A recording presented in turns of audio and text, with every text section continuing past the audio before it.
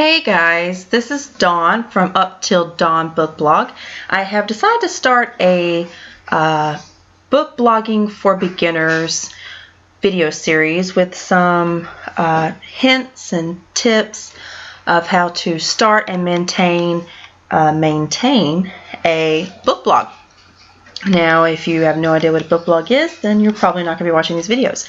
But if you're curious about the way that I kind of operate my book blog, and maybe you're thinking about starting a book blog, or you already have started a book blog and you're just looking for ways to maybe grow your blog, or if maybe you're considering starting one and you have absolutely no idea where to go or what to do, hopefully this will give you some idea, maybe some direction. And of course, feel free to completely ignore me and my advice. Take it with a grain of salt. Keep what you want, throw the rest back. It's up to you. So today's topic is the first video will just be a checklist of things that you're going to need in order to start a book blog. There are 3 things that are completely necessary, and then there's a few things that are kind of optional. I'm going to start with what's absolutely necessary. The very first thing would be an email account. For kind of obvious reasons, you can't really start any kind of blog without an email account, because you have to have an email to sign up with. So you probably already have a personal email. Don't use your personal email for your book blog. Reason being, you're going to receive a lot of email, and you're going to probably be using this book blog email in order to sign up for a lot of things, maybe some giveaways, maybe some newsletters. You're going to be receiving a lot of email, and you do not want your personal email to be clogged with this. Not just that. In the future, if you decide to take a break from book blogging, that doesn't mean that your email address is suddenly going to disappear from cyberspace. Once you put your email address out there, there's a chance that other people are going to get a hold of it, and you're still going to be receiving emails even if you decide that you're not reviewing at the moment.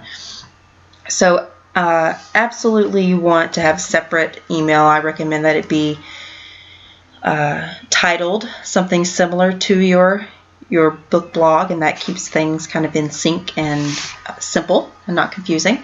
For example, my email is uptilldawnbookblog@gmail.com, and the name of my book blog is uptilldawnbookblog.blogspot.com. So everything is simple and in sync. You can name your book blog whatever you want and your email whatever you want. I highly recommend Gmail, and you can obviously use Yahoo or any other email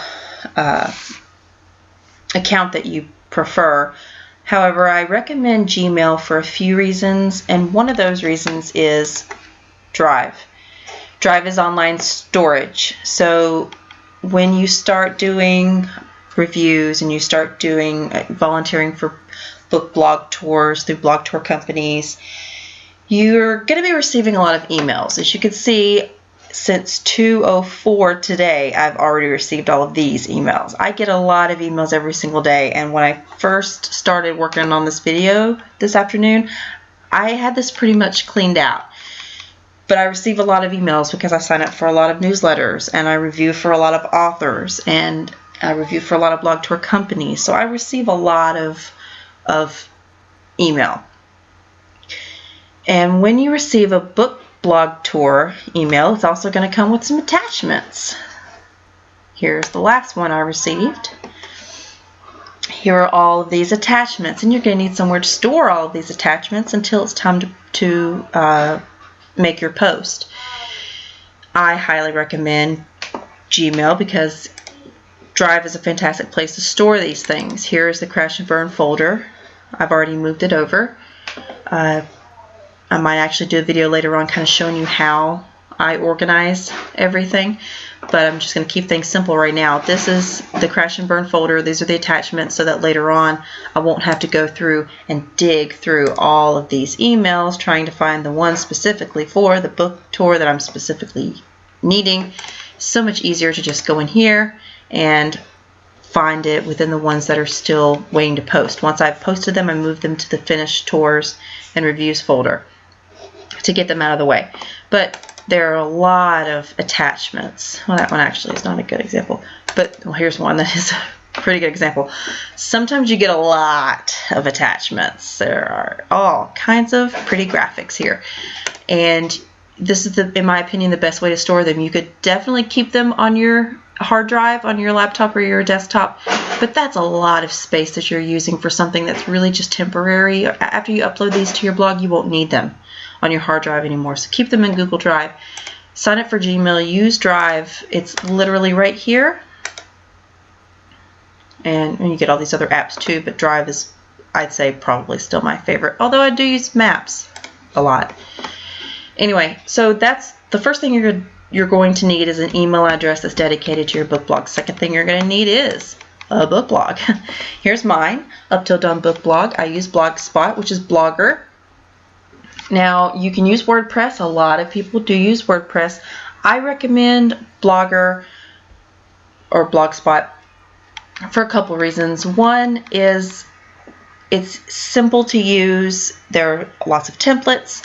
So when you're starting out, if you don't have your own graphics, and you probably won't for a little while, there are lots of pretty templates that you can use. You can customize the layout a lot easier here than you can on some of the other blog host companies or sites. Another thing is that if you'll notice, and this is kind of the dashboard for my Blogger, it also syncs with Google. So if I'm using Google Gmail for my email over here, then I should also probably try to use it for everything so that they sync well together. Another reason to use Blogger versus WordPress is integration. There are some widgets, Bloglovin actually is a good example. There are some widgets which are pretty much just miniature apps if you're not sure what a widget is. There are some widgets that just don't integrate well with WordPress.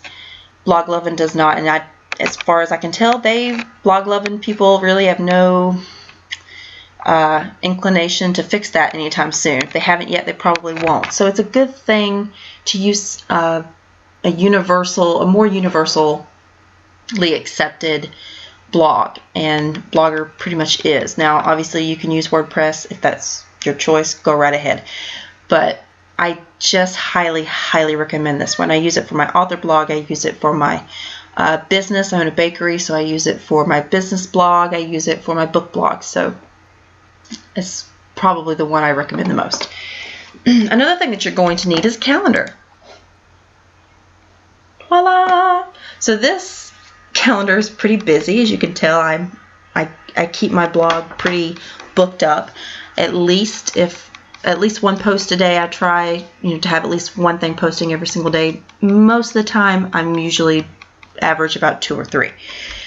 Sometimes they're tours, sometimes they're reviews, sometimes they're review tours, like I have for this Friday. I also book on the weekends. The best way to do this, in my opinion, is digitally, keeping your calendar updated on the computer. You can do this on paper or on a planner that you keep. I just think it's easier to do. I do everything else on the computer anyway. My blog's on the computer, my email's on the computer.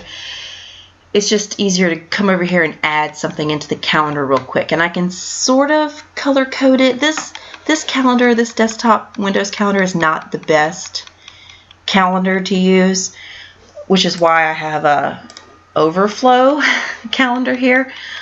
But it's better than a lot of them that I've seen, but you can definitely download your own. You don't have to use the one that comes with Windows, but it's absolutely necessary to have a calendar. You have to keep yourself organized.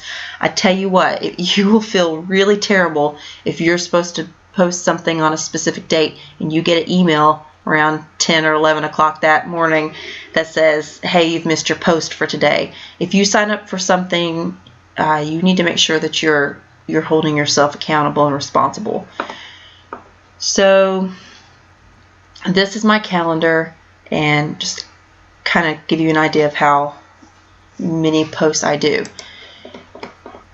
All right. So those are the things that I think are completely necessary for starting a book blog. 1 or 2 things that are optional are a Goodreads profile. If you're already familiar with Goodreads, that's fantastic. This is a really awesome website. where you can make your own shelves of books that you want to read, that maybe you're interested in, that you'll never want to read. You can keep up with all the books that you've ever read, that you hope to read in the future, that you're currently reading. You can rate them, you can review them, you can join groups and talk to other people about them. It's really fantastic. It is really involved. So if it's too much for you right now, absolutely, by all means, just stick with your blog for a while. But if you can concurrently use Goodreads alongside your blog, it's a fantastic tool to have at your fingertips. And authors really do appreciate cross-posting your reviews. Sorry, my alarm's going off. Cross-posting your reviews to Goodreads as well as to Amazon, Barnes & Noble, or somewhere else. But just having it on your book blog is a good start. But I do recommend Goodreads if you think you can handle operating sort of like another site at one time. And another thing that is good to have is a database. You can use a spreadsheet, which you can make with Excel, or if I don't know what the equivalent is on a Mac. I'm not a Mac person, but I know that there is probably an equivalent on that system. I use Access, which is database. I created my own database, and I created my own form so that all I have to do when I have a book for review is enter in this information, and then it goes into my database. Now these are all the books. As you can see here, there's a lot of them. These are all the books that I still have to read and review. If I say yes, then I've already read them. I'm just waiting to post my review. There are a lot of them. I can put my due dates over here so I can keep an eye on what's due. I can keep an eye here on what I still haven't received. It's a really fantastic tool to have. I will do another day. I will show you how to make one of these and operate them. But that's just something else to keep in mind of a good tool to use to keep kind of an eye on all of the books that you have or you'll be receiving, so nothing slips through the cracks, because you'll feel terrible if you promised an author to, promise to post a review on the release day, and then it gets to the release day and you haven't even read the book. You're going to feel pretty bad that you kind of dropped the ball there. So that's another thing to keep in mind, but that's definitely more on the involved side, a little bit more technical skill required for that. It's not necessary. It's just a great tool to have. And I'm all about tools that help with efficiency. I am receiving emails like crazy today. So those are a few things that I think are necessary and optional starting out your blog. You just absolutely have to have an email dedicated to your blog. You have to have a blog, obviously. And you'll need a calendar to keep yourself organized. And then the other few things that are nice to have, the Goodreads page or profile, and then a database or spreadsheet. There are other things I'd like to go over in different videos about NetGalley, how to navigate NetGalley and increase your feedback percentage, where to find books to review that you won't have to pay for, but how to not hopefully find yourself bombarded with review requests. So I'll help you to kind of set up your review policy and your forms as well for your review policy. I use JotForm. I'll kind of show you how to navigate that as well. I've got several videos planned. And if you have any questions, just let me know. I'm happy to assist. I can't do everything for you, but I can definitely lead you in the right direction and kind of help you to make your book blog dream a reality. So thanks, and I'll see you next time.